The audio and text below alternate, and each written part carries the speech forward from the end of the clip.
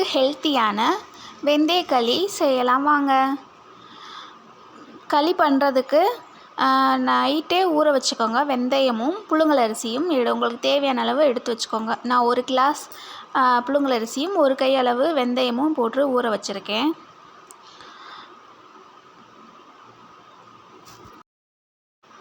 வெந்தயமும் அரிசி நல்லா ஊறிடுச்சு. அதை மிக்ஸியாச்சும் கிரைண்டராச்சும் போட்டு நல்லா அரைச்சி எடுத்துக்கோங்க.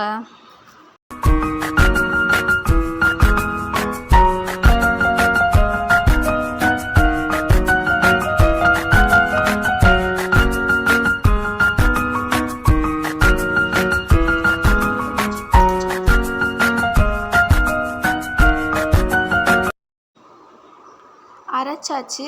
ரொம்ப வலுவலுன்னு அரைக்கணும் தேவையில்ல. ரவை இருக்கும் இல்லையா, ரவை பதத்துக்கு அரைச்சிக்கலாம்.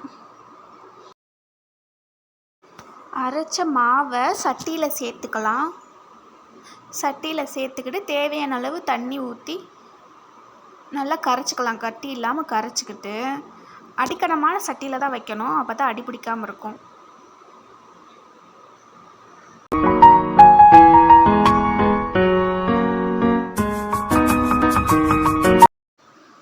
அடுப்பில் வச்சு கைவிடாமல் கிண்டிக்கிட்டே இருங்க.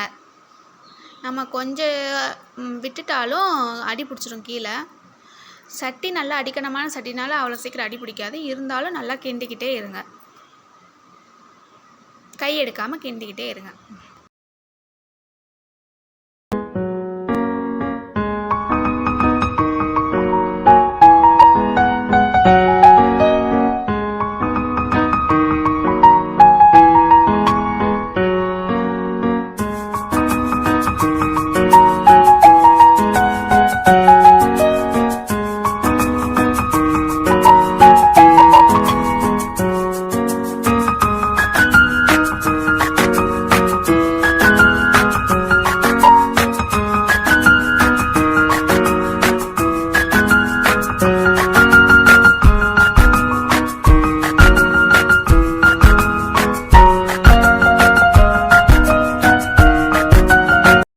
இந்த பதம் வந்தோடனே தண்ணியில் கையை நனைச்சி தொட்டு பாருங்கள். கையில் ஒட்டலைன்னா ரெடி ஆயிடுச்சுன்னு அர்த்தம்.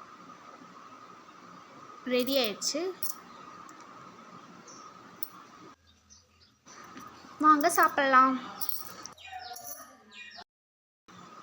களியில் வெல்லமும் நல்லெண்ணெயும் ஊற்றி சாப்பிட்டா டேஸ்ட்டாக இருக்கும். நீங்களும் ட்ரை பண்ணி பாருங்கள். டேஸ்டியான வெந்தய களி ரெடி.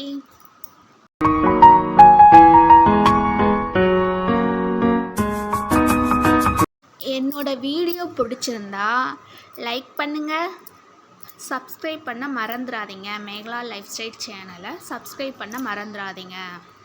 டாட்டா பாய். நீங்களும் வீட்டில் செஞ்சு பார்த்துட்டு எப்படி இருக்குன்னு கமெண்ட் பண்ணுங்கள்.